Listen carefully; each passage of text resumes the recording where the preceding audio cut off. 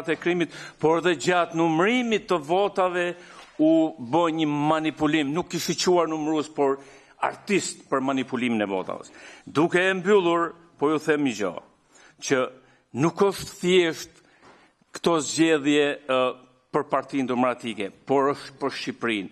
Shqipëria me Edi Ramën që është kapur peng nga ndërkombëtarët, ka për të kthyer shumë shpejt në një arenë betejash mes ndoshta edhe kombeve, mos ndoshta edhe mes shqiptarëve. Prandaj unë do të bëja thirrje si Komisioni i Ligjeve që të reflektojmë gjithë edhe socialistët e ndershëm, të gjithë ato socialistë të cilët e duan Shqipërinë, e duan vendin e vet, të bëjnë gjithçka që në Shqipëri të shkojmë në një qeveri të shpejt, teknike dhe të bëhen njëherë zgjedhje të lira e të ndershme në Shqipëri. Është e vetmja zgjidhje. Nuk mund fitohet absolutisht as i parë zgjedhje kur ke përballë pushtetin dhe krimin, siç e kishim ne. Faleminderit. Zoti Gjogjani. Okej, kjo s'është kërkesë për procedurë, që unë nuk kam çfarë përgjigje t'ju jap. Thjesht e tha çdo parti bën analizën e vet. Kur të analizohet dhe humbja dhe fitoria, po ky s'është vendi për të bërë këtë diskutim. Ndërkohë që populli ka folur. Zoti Ali Beaj për procedurë. Faleminderit zonja kryetare. Se di ata përdor tani kryetare, deputet apo jo, më duket jo vetëm për ju, për gjithë deputetët. Zbatojmë kodin e sjelljes. Shoh këtu, s'ka lidhje me kodin e sjelljes, ka me kushtetutën mbi të gjitha. Shoh këtu që jemi 10 shtetat shqiptarë, jemi ulur tek kjo tavolinë. Shqiptarët kanë folur, siç u thatë, në 11 maj.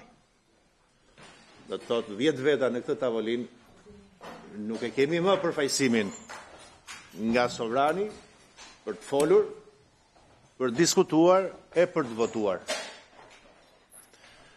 Që do thotë, çdo lloj procedure që do të vazhdoj nga sot e në vazhdim, edhe në seancat deri në datë 8 korrik, kam përshtypjen konferenca ka vendosur, ju mungon një gjë e rëndësishme. Ju mungon legitimiteti. Edhe ne mund të jemi deputet, në fakt ne mund të jemi ish deputet.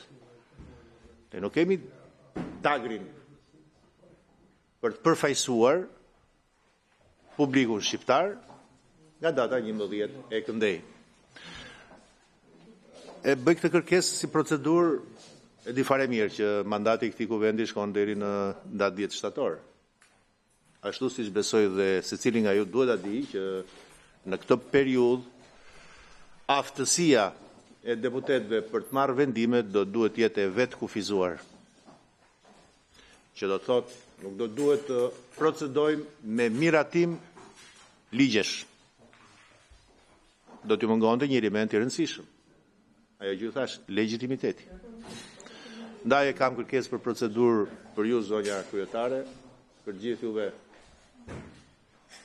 kolegi, ish kolegë, si mund t'ju quaj, që ndoshta me veprimtari për shqyrtimin e raporteve, për sa kohë që ato janë thjesht veprimtari rutinë, edhe mund të procedohet, por me miratim.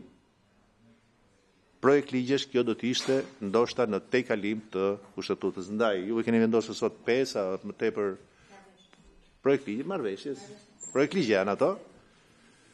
Dhe unë do t'ju sugjeroja, do të kërkoja që të procedohet deri në 8 korrik vetëm me shqyrtimin, në fazën e shqyrtimit të këtyre projekt ligjeve, ndërkohë që miratimi dhe votimi tyre, qoftë komision, qoftë në seancë, do duhet i përcillet kuvendit të ri. Ky do të ishte respektimi i kushtetutës mbi gjitha, do të ishte respektim i vullnetit të sovranit. Ne nuk kemi më në pjesën më të madhe. Për sa kohë që nuk kemi më autorizimin për të marrë vendime në emër të njerëzve. Shumë faleminderit, kjo ishte kërkesa që kam. Faleminderit zoti Ali Beaj. Në fakt, kushtetuta dhe ligje parashikojnë qartë se çfarë veprimtarie kryen kuvendi mbas zgjedhjeve të përgjithshme dhe ne jemi fiks duke zbatuar këto detyrime. Nëse e shihni në kalendar, pjesa më e madhe e akteve lidhen me procesin e integrimit në Bashkimin Evropian dhe aktet normative në kuadër të zgjedhjeve, ato që flasin për letër njoftimin e shtetasve në skadim të afatit të tyre para datës zgjedhjeve. Kështu që janë çështje të cilat kanë një lloj urgjence nevoje dhe ne nuk mund ta mbyllim veprimtarinë, po pa diskutim që ka çështje që kërkojnë kohën e tyre dhe për sa koha do ta lejoj, marrë në konsiderat edhe faktin që do të jetë një kuvend i ri në shtator, do të vendosim gjithë së bashku për ecurinë e punës. Do t'jap fjalën zonjës Enkeleda Muçaj, zëvendës ministre, në lidhje me projektligjin për aderimin e Republikës së Shqipërisë në Konventën për themelimin e Zyrës Europiane të Komunikacioneve, Hag, 23 qershor 93 të ndryshuar, në Kopenhag 9 prill 2002,